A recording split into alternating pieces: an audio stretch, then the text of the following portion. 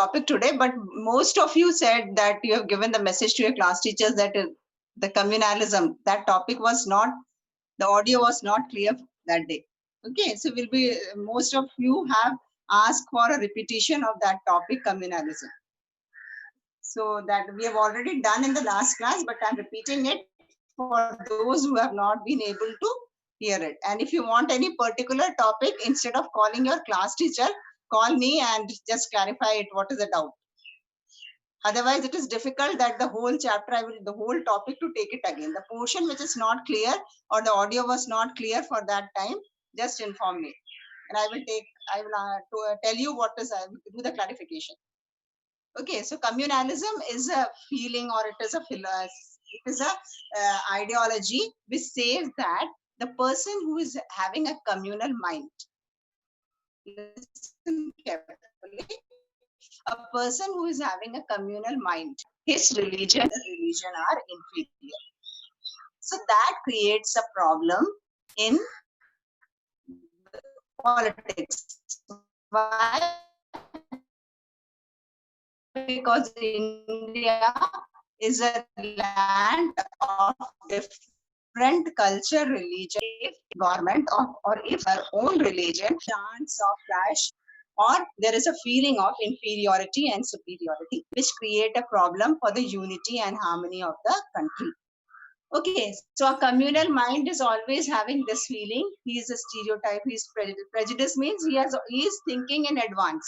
Actually, the case is not like that. He but thinks in his own mind that all people belonging to his religion follow same interest, or they are following same type of method, or they have same ideas. It is not like that. Now, suppose for example, if you're Hindu or you are Muslim, it is not necessary that all Hindus will think on the same line, or all Muslims will be having the same idea. When you learn your first chapter of economics, you will understand that each person, each individual is different. Each person is having his own ambition and his own ideas and interest. Okay, he is, because his ability, his educational level, his capacity, his creativity is different. So it is wrong for a stereotype person, for a communal mind person to think that every person who is belonging to the same religion follow same idea or have same fundamental interest. So that itself is wrong. But he is having an intuition. He is thinking for himself.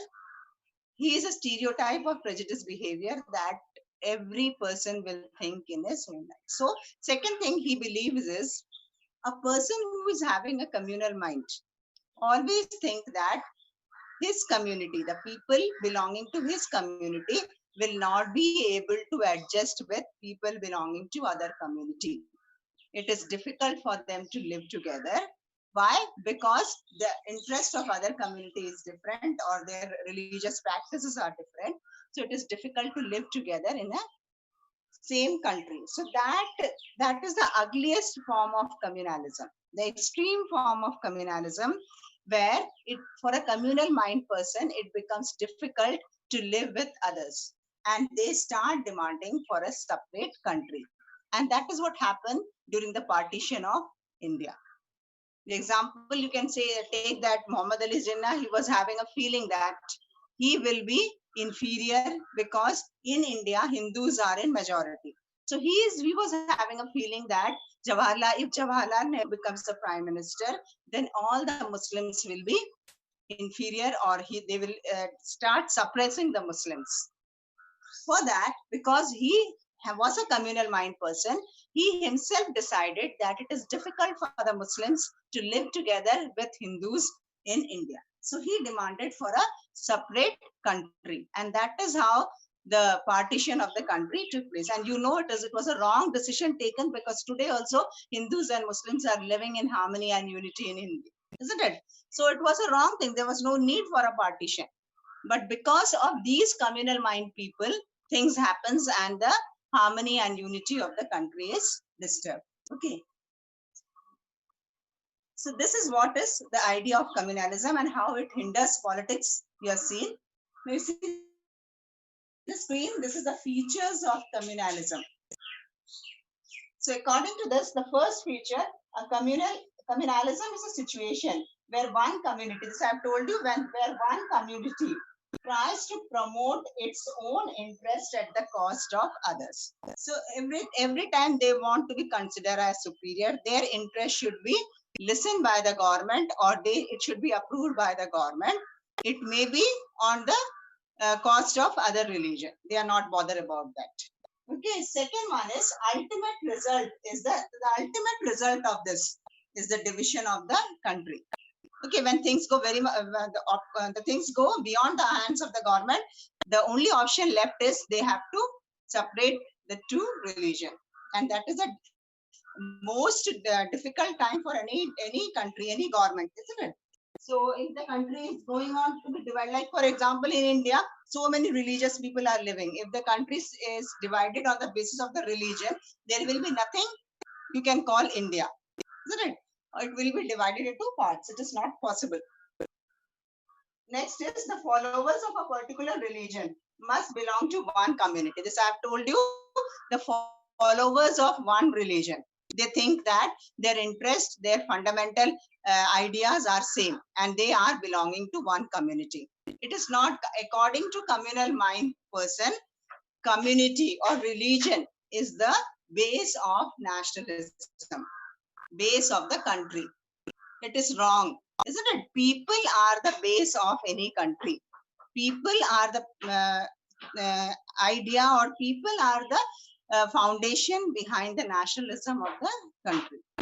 So for many people, it is not the community which is important. It is the country which is important, isn't it? Suppose there are many people in India who are patriotic towards their country, or who have a love for their country. For them, being a Hindu or Muslim is not, it is out of question. For them, they are Indians. So when you take this as an option, when you think that you are an Indian and you are not biased by the communist religion, or you are not saying that I am a Hindu or Muslim, that shows that you are having more spirit to the country. And that is what we want if you want to avoid communalism. That is why this communalism topic is taught to you. That is why that in future you are a person, okay, holding a big position or having a political authority. You should always consider all the religion equal. You should think of the country first rather than your own religion. Understood? Then only you can maintain the harmony and unity of the country. Next is communal politics is based on that religion is the basis of religious community. Understood? The religion is the base of the country, they are saying. It is wrong. It is not the religion, it is the nationality of the people. It is not that if you are Hindu, then only you are having a love for the country, or you are a Muslim, you are having a love for all people. They are not guided by the religion. They have their own authority, a feeling which is different, which may be different from each other. It is not necessary that because you are belonging to one religion, your ideas are same.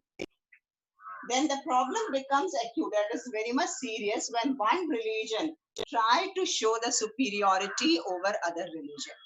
This time, this is the point where the situation becomes very serious. When you think that your religion is superior and all other religions are inferior. Okay, so last is what the demand for one religion is formed on the opposition of other. It's one religion is demanding something, the other religion will oppose it, and this will create a problem, and this can divide the country. So this is what communalism actually is. And a 5-mark question on this is, what are the features of communalism? It is directly given in your textbook. Please read it. Okay, that is communal politics. Now you are doing is communal politics. So communal politics means how communalism enters politics, or what happens when it is mixed with politics. Page number 47. Page number 47. Okay, page number 47. Some of you have given the message that which page? Page number 47. That means you are not even opening the text, isn't it? And I have told you that each topic which is taken in the Online class is of no use if you are not reading it, because you can't prepare the answer only by the online class. You can understand, but it is difficult to write unless and until you are reading the text. Please read the text. If you are opening the text, you would have not asked the question that which page it is.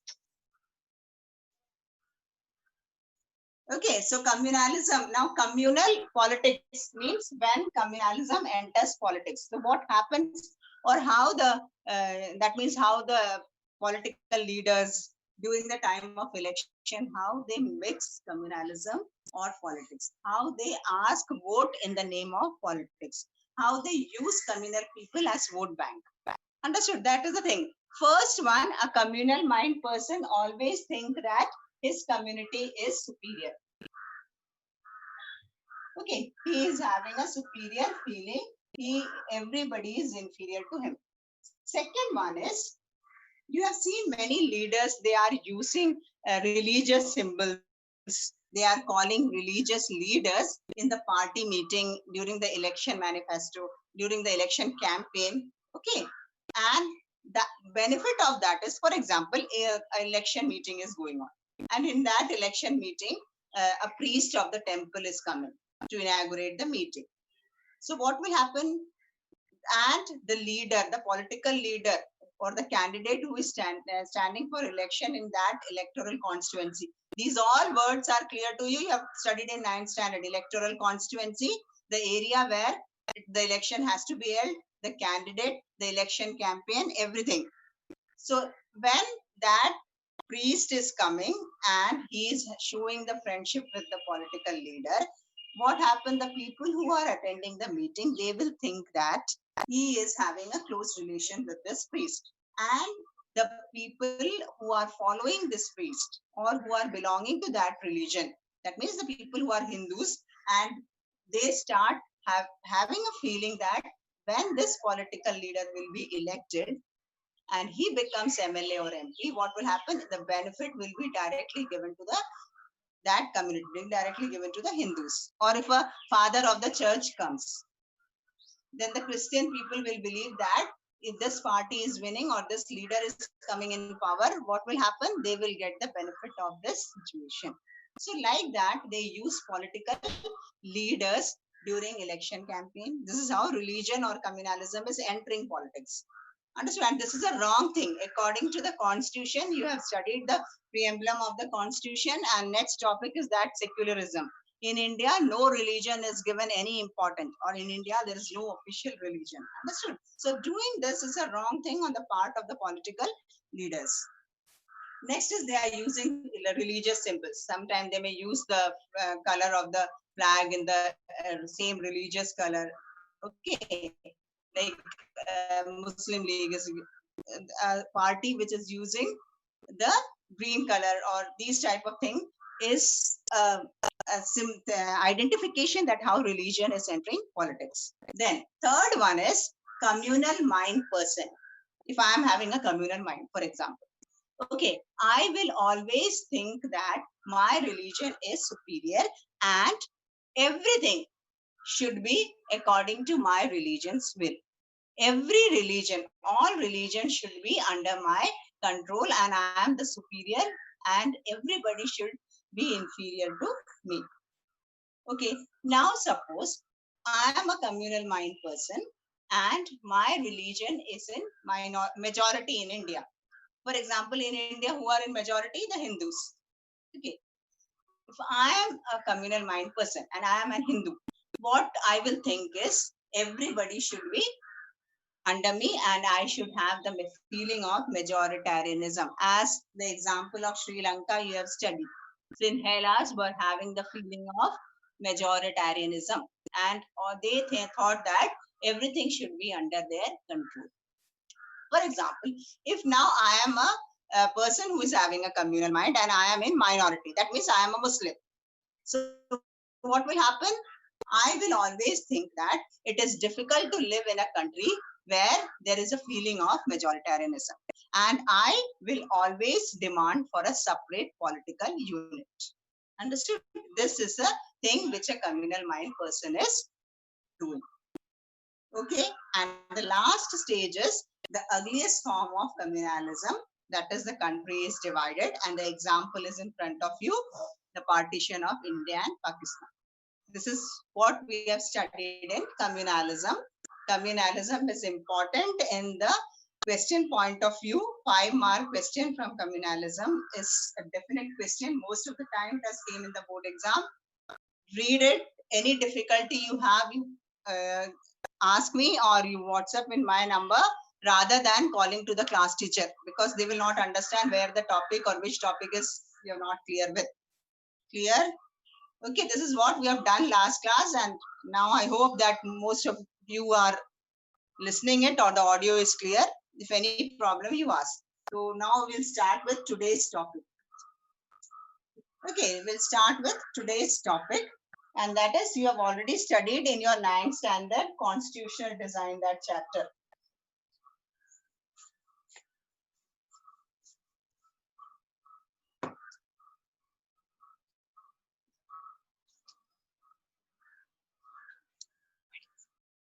Okay, that is secularism. And you already know the meaning of secularism because you have studied in that chapter. And what was secularism? According to your 9th standard, that uh, there are many constitutional provisions which are given in the constitution. According to that, one of the value of the Indian constitution is to practice secularism. And secularism is nothing. It is a principle or an ideology which says that there is no official religion in India. Okay, there is no official religion in India. All religions are having equal status. There is no special status given to any religion. All religion are considered equal. We all are one, whether we belong to different religion or. According to the constitution, there is no discrimination based on religion. All religions are equal. That is what we are practicing in secular state. So, Shivaru, what is your doubt?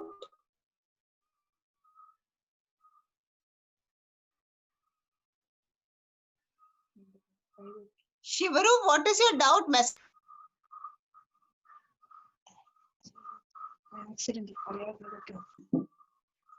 Now see, that is secularism means that, okay, that is no special status to any religion. There is no official religion in India. Secularism means an ideology which says all religion are equal and government is not promoting or denying any religion. It is not promoting also any religion. Kartika, Kartik, what is the doubt? Kartik, any doubt? Message it.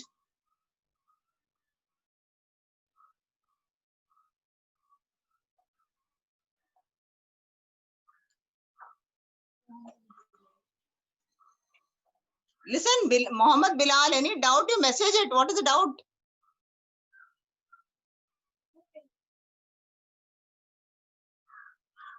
So, this is an ideology which says all religion are equal. Government is not promoting or denying any religion.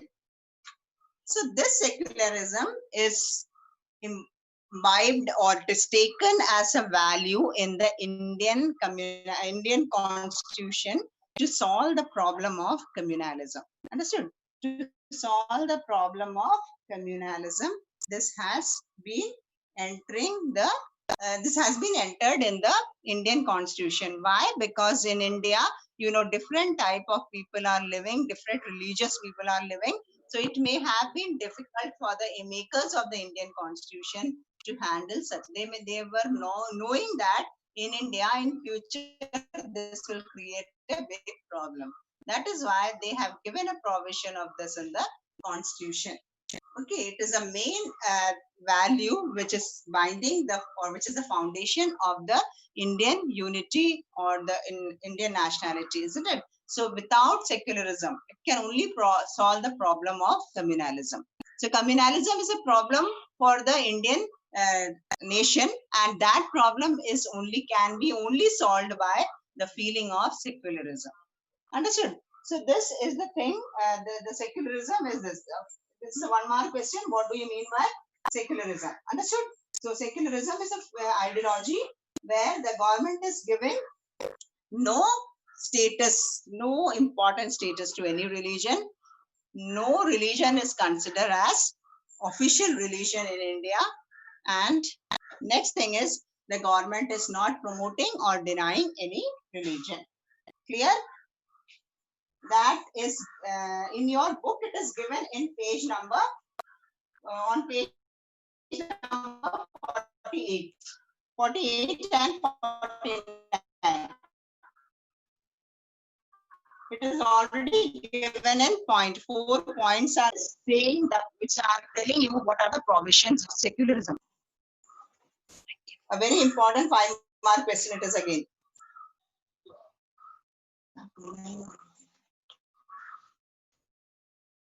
What are the provisions of secularism? Okay, so the first point is India grants equal status to all religion, no special status to any religion. There is no official religion for the Indian states. For example, in Pakistan, you have, in Saudi Arabia, you have Islam as the official religion. In Sri Lanka, you have seen Buddhism was the official religion. In England, Christianity is the official religion. But in India, there is no official religion. So all religions are equal. Understood? That is the first point. Second one, the Constitution provides religious freedom to all individuals and communities of our country. Everybody is free to profess, practice, propagate any religion which he wishes. He can propagate, he can develop his religion, he can practice his religion in any way he wants. The government, there is no restriction. The Constitution is not prohibiting them from doing that. Whatever method you want, you can practice your religion, you can preach your religion, but you cannot force anybody to follow your religion. Understood? You can practice your religion, you can develop your religion, you can practice in the way you want, but you can never force anybody. You cannot impose your religion on others. Understood? You are free to practice in whatever way you want. Third one, the Constitution prohibits discrimination on grounds of religion. Everybody is treated equally. Okay. No religion is considered inferior or superior according to the government. Government is not promoting also any religion. It is not denying also any religion. For government or in front of the Constitution, all religions are treated equally. Now, this is a very important point because next point is connected to this. Understood? All religions are considered equally, and there should, if the equality of if that religion is not showing equality to the people, then what will happen? The next point, the government will interfere. Understood? The government will interfere. In the beginning, what we have said, so it's not a contradictory point. Try to understand. Second point, we said that we can practice, propagate, and develop our religion in whatever way we want. The government will not interfere. But the next point is the government intervenes. If inequality or if the provision of equality is not practiced, what is written in the Constitution. Now this I will make it clear. For example, in Muslim, the talaq system is not giving equal treatment. Government interfered and the law was changed, or it was put in the code. Understood? For justice to the woman, so that equal treatment should be given to men and women. Why the government interfere here is because the equal treatment was not given to men and women in the name of religion. So if something happens like that, for example, in Hindu community, untouchability was practiced. Untouchability means every untouchable people are also Hindus, but equal treatment is not given to them. The upper class people always try to suppress them. So that was not tolerated by the government, or it is not according to the constitution. That is why what happened? The government interfered or intervened in that matter, and it has removed, or it has prohibited untouchability. Now, if somebody is practicing untouchability, it is a crime. That is the fourth point. The constitution allows the state to intervene into the matters of religion in order to ensure equality within religious community. Fifth one, the government cannot compel any person to pay any tax for the promotion or maintenance of any particular religion or religious institution. There shall be no religious instructions in the government educational institution. Understood? Government cannot collect tax, or government cannot force people to give money for the promotion of any religion. And the next thing is the government in government schools. Okay, nobody is forced to practice any particular religion. You see, in government schools, their prayer is also different. Their prayer belongs to all religion. It is not for a particular religion. Like in our school, we have Muslim prayer because it is not a government school. So there you can, there it is allowed, but if it is a government institution, if it is a government college, school, etc., then it cannot promote the practice of any religion. Secular state, or what are the provision of secular state? How you can say any question, if it comes, the question may be different, answer is same. How you can say that India is a secular state? What are the principles followed by India which makes it a secular state? All these questions, the answer is same. Okay. What are the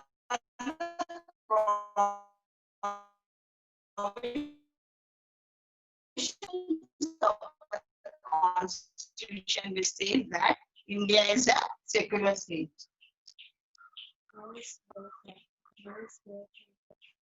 India is a secular state. The example of that is these provisions. So what are the provisions? The question may be, what are the provisions which are given or which are saying that India is a secular state? The topic, the first one is, what do you mean? Secularism means India religion. All religion are equal. Okay, there is no official religion in India. The government is not promoting or it is not denying any religion.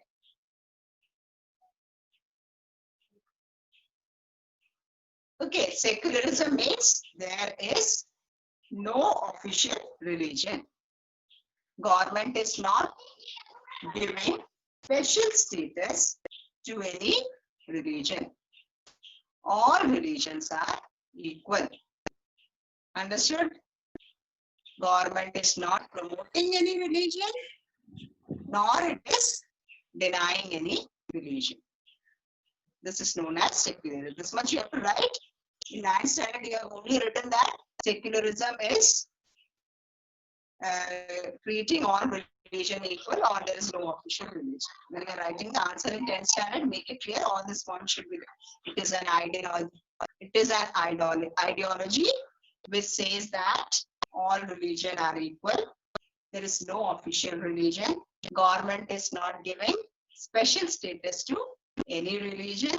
Government is not promoting any religion, or it is not denying any religion. Understood? So this is the definition of secularism. Then what are the provision of secularism if it is asked?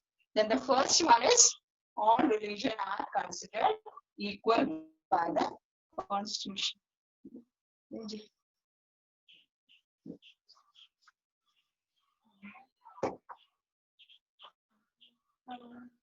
All religions are considered equal according to the constitution. All religions are equal according to the constitution.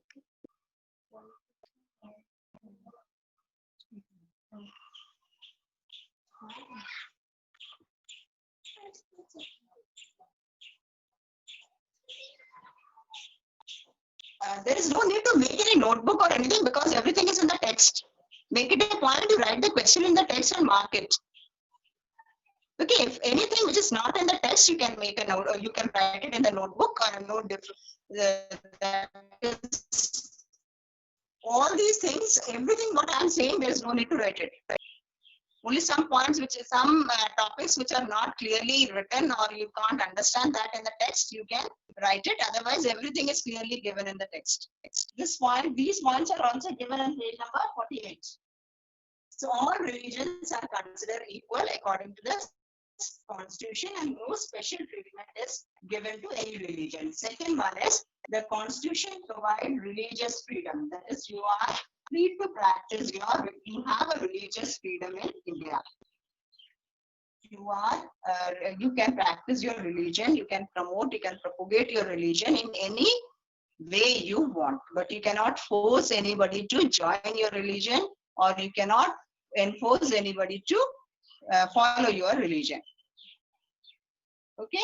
Third one, the constitution prohibits discrimination on the basis of religion. You cannot treat, the one of the value of the constitution is equality. And if something happens, or any person who is practicing religion, and if he is going against equality, then the government will not tolerate it. So nobody can be discriminated on the basis of religion. Okay. It is not said that your religion is saying to have an inferior or superior feeling. It is not like that. Whatever is your religion, you cannot show inequality, or you cannot show a discrimination among the people following that religion. Okay, example I've told you about untouchability. So if you are doing that, if your religion or your religious group or community is doing that, then the government will intervene, and it will be taken to the court, and there will be a judgment or a decision will be taken against that. Okay, that is how untouchability has been removed or prohibited in India. And the last one is the government cannot collect tax, or the government cannot take money in the name of religion, or to promote or to develop any religion. And in government institutions, okay, the students cannot be forced to practice a particular religion. So this ends with your secularism. Secularism is what? It is the only remedy to solve the problem of communalism. It is the opposite of communalism. If you already know that communalism is a serious problem in India, it will definitely create a problem, or it will promote disunity in the country. The country will be divided. To avoid that, what is the thing as a solution for that is secularism. Okay. If communalism is there, the opposite of that is secularism. Communalism, where you think that your religion is superior. Secularism, where you are thinking all religions are equal. There is no feeling of superiority or inferiority. Understood? Okay. I think it's clear for you. I hope that it is clear. If any doubt, you ask, please. Next topic is again a very crucial or a very unique topic only for in the case of India. Now, this gender issue was a problem which you can find everywhere in the world. Everywhere there are many places, not only in India, there are many places in India where people are showing discrimination between men and women. Communalism is again a problem. It is worldwide, or it is universal, where you can see that there are religious issues. There are problem between the same religion also, like the example of Ireland in the 3rd chapter, which we have not taken because it is deleted. In that, the Christians, they all belonging to the Christian community, but there was an inferiority and superiority complex between them, between the two group of the same religion, that is the Protestants and the Catholics. Here, in Muslims, you have Shia and Sunni. If it is a Muslim country also, there is a clash between the religious people. These are all universal things. But caste is an issue which is unique to Indian nation. Understood? In India only you can see the prominent feeling of caste. And caste, you know what it is caste. Caste you have studied in history. Okay, the caste system, remember or not? People were divided on the basis of occupation. There were Brahmins, Shudras, Kshatriyas, Vaishyas. Okay.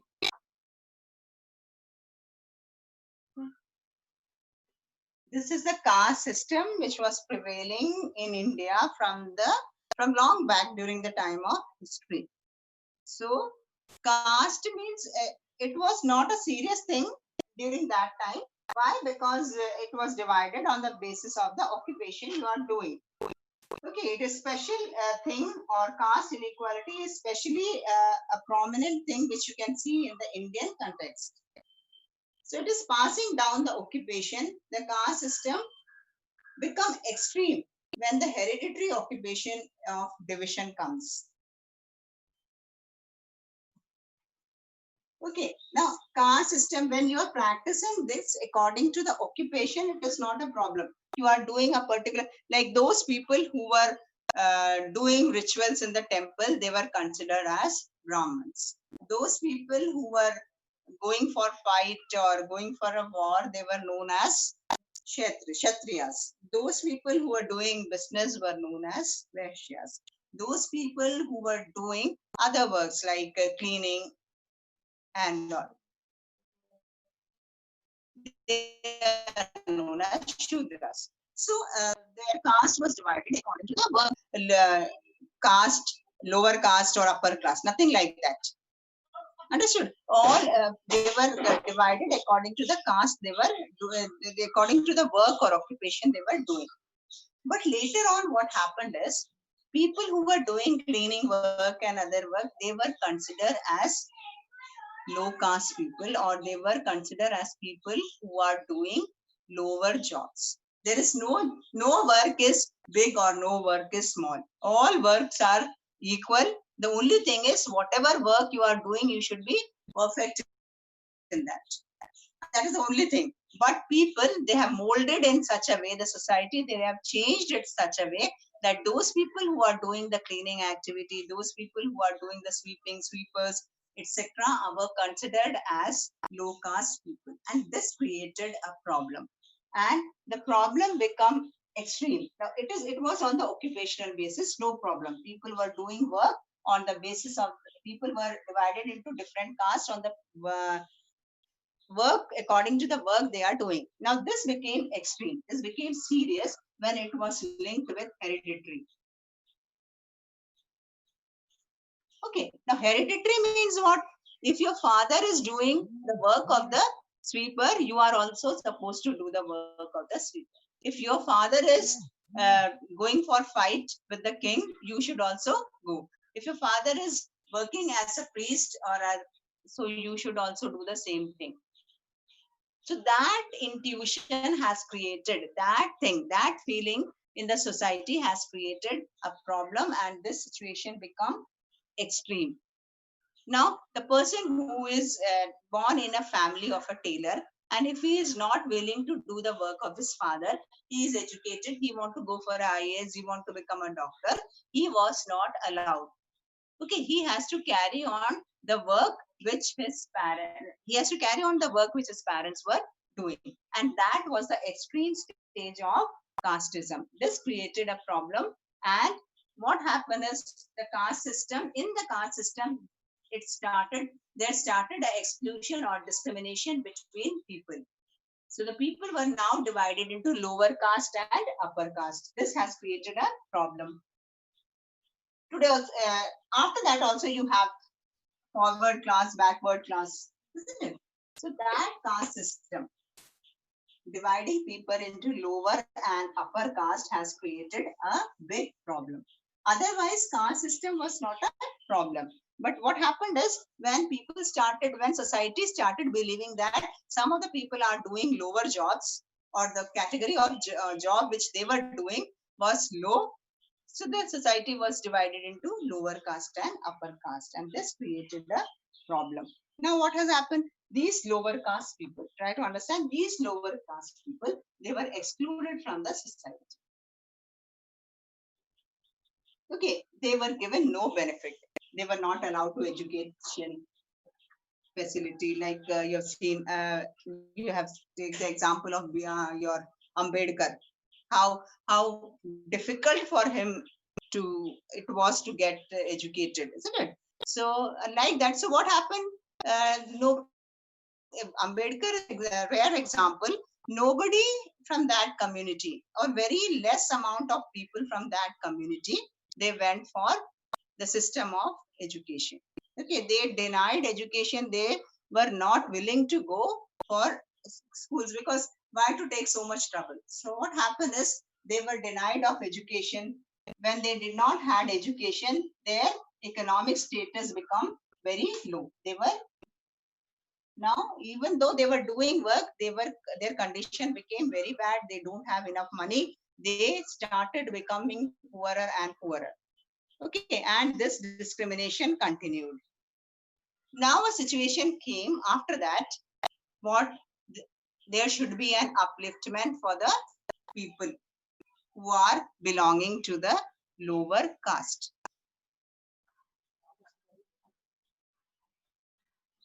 So understood, caste system is what you have studied in history. Here we don't have to study anything about caste system. I have given you an example of caste system, that how it prevailed in, how it came, how it evolved, or how it came in India, the caste system. That you have already studied in history, that caste, a person has given a particular caste according to the work he is doing. Understood? According to his occupation. So the caste was divided into 4 according to the Brahman, Shudra, Kshatriyas, etc. And that you don't have to learn in the 10th standard. That is the only example I have given, that how caste evolved from that time, how it has proceeded till today. And today what we have, we don't have Brahman, Shudra, Kshatriya, isn't it? Today we have forward caste and backward caste, isn't it? But caste system is still prevailing in India, even though we have developed so much. Actually, a different question for that. But people, what there were social workers. The social workers are people who are working for the society. Social workers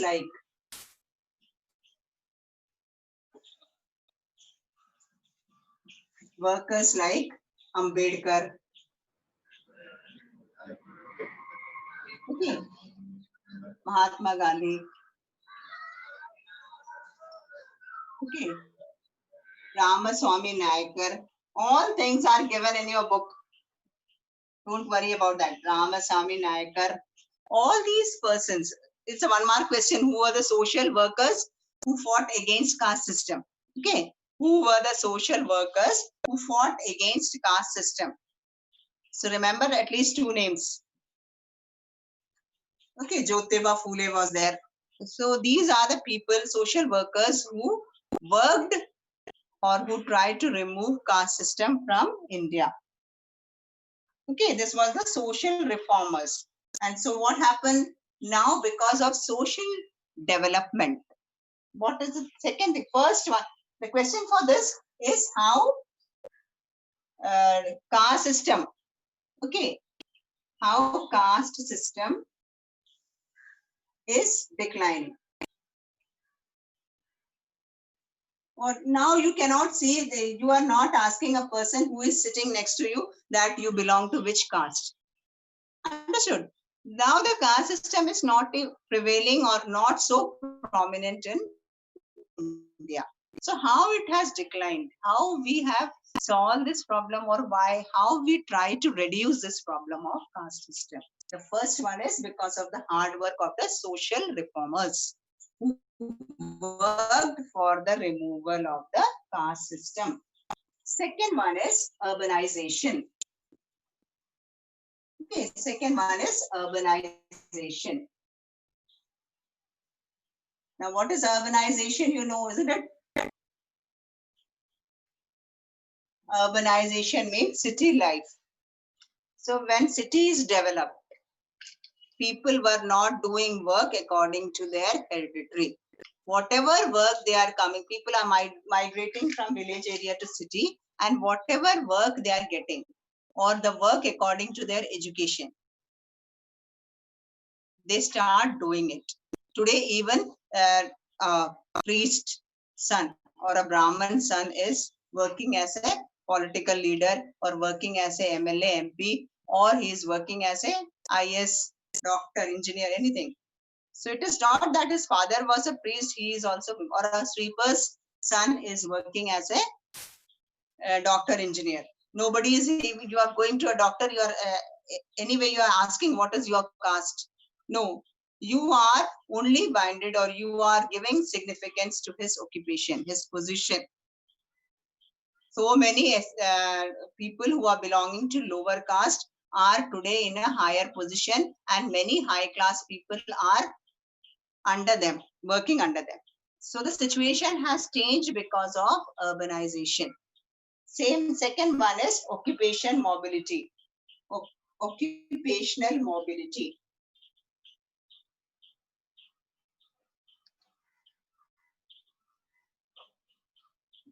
Now, occupational mobility is again a 1 mark question, which is given in your book, page number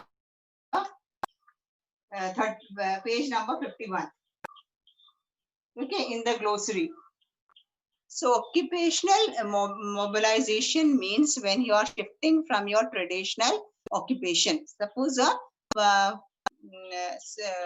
suppose a businessman's son is shifting from his parents' business work to something other. Suppose he is a teacher.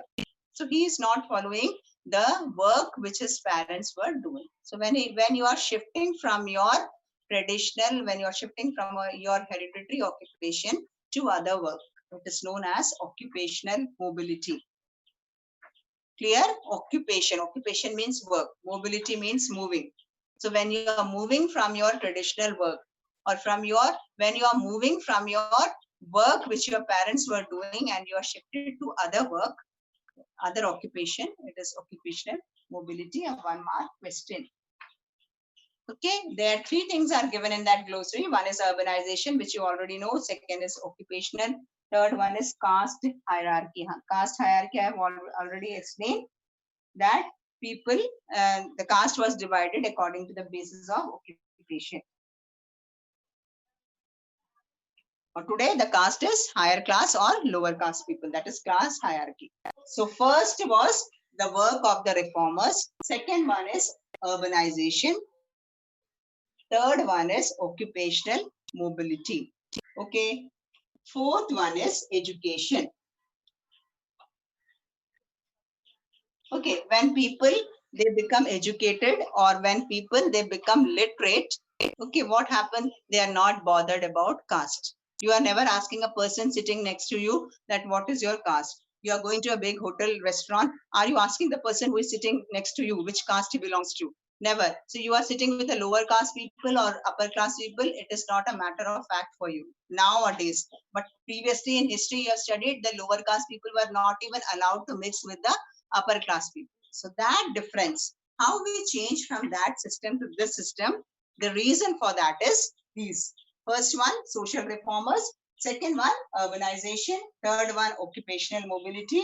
Fourth one, education or literacy. So caste is not a thing which has taking a serious form today as it was in history. Okay. And caste is related with socio-economic status.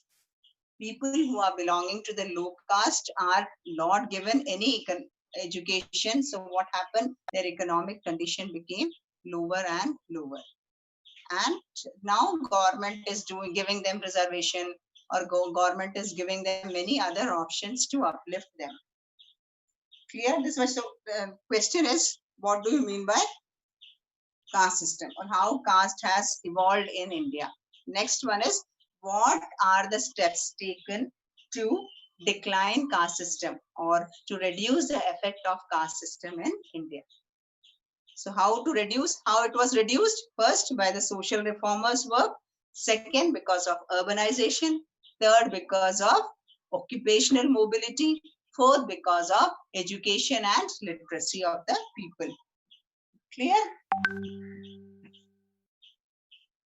then your surroundings, everything has to help in decreasing the caste system in India. Now, occupational mobility is a 1-mark question again. Remember it, learn it. Urbanization, what do you mean by urbanization is next thing. And the last point for this is constitutional provision. I'm writing it above if you're not able to. Constitutional, 5th point is constitutional provision. Okay, constitutional provision means even constitution entered to decline caste system in India. How? For example, it has abolished or it has prohibited untouchability from India. Understood? So these are the points which help in the decrease of or the decrease effect of caste system, or how caste system has declined from India, if this question comes. How caste system is today, you can't see caste system. Why? If this question comes. Or today caste system is not prominent. Okay, questions are easy, but try to understand the question. Question may be coming in different forms from this chapter. So first one is social reformers. Second one is urbanization. Third one is social reformers. You have to give the name of the social reformers like B.R. Ambedkar, Mahatma Gandhi, Jyotiba Phule, Ramaswamy Naicker. They all worked for the upliftment of the lower caste people to remove caste system from India. Like that. That much is enough for first point. Second one, urbanization. City life is different from village life. People in the city are not even bothered that who is the persons living next to them. They are not even doing the job according to their parents or their traditional work. They are getting work according to their education level or according to their capacity. That is urbanization. Third one is mobility, occupational mobility. Nobody is continuing with the traditional work of their family. They are shifted from their traditional work to other works. After that, fourth point is literacy and education. Educated people are getting work not according to the tradition. They are getting work according to their capacity and capability. And when you are educated, you are living in your city. Because this shows the plus point of education. Understood? But today also, if you're going to a traditional village or a remote village, there the first thing or the first question will be asked to you is which caste you belong to. But in city, the life is different. Okay. And the last one is constitutional provision.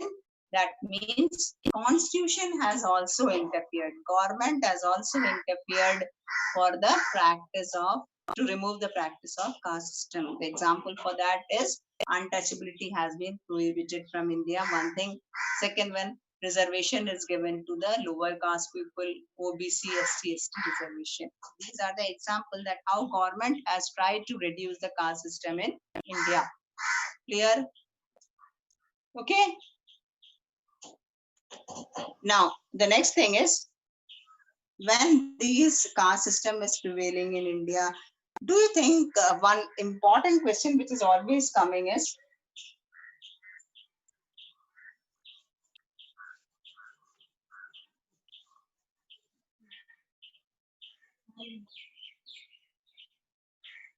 do you think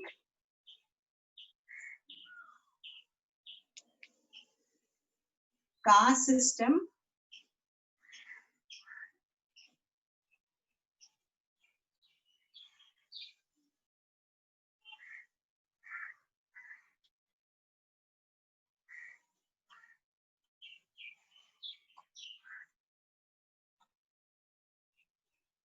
caste system has been completely removed from India? Question mark. This is your, you think, and tell me in the next class. Okay. And the best thing is you ask your parents that you know that just now we have studied that because of education, because of modern society, because of city life, because of urbanization, because of the development of the country, we are not seeing caste system. You are not even asking the person sitting next to you that which caste you belong to. But do you think caste system has completely removed from India? Now, nowhere a situation comes where you can see caste. That is a situation.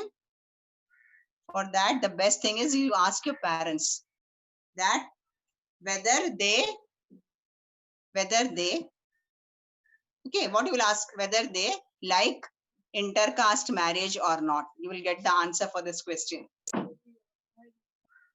Okay, whether they allow or whether they promote or whether they like intercaste marriage, marrying in a different caste.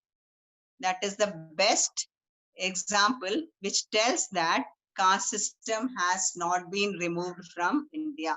Till now, how much developed or how much educated we are still going through the system of caste till today.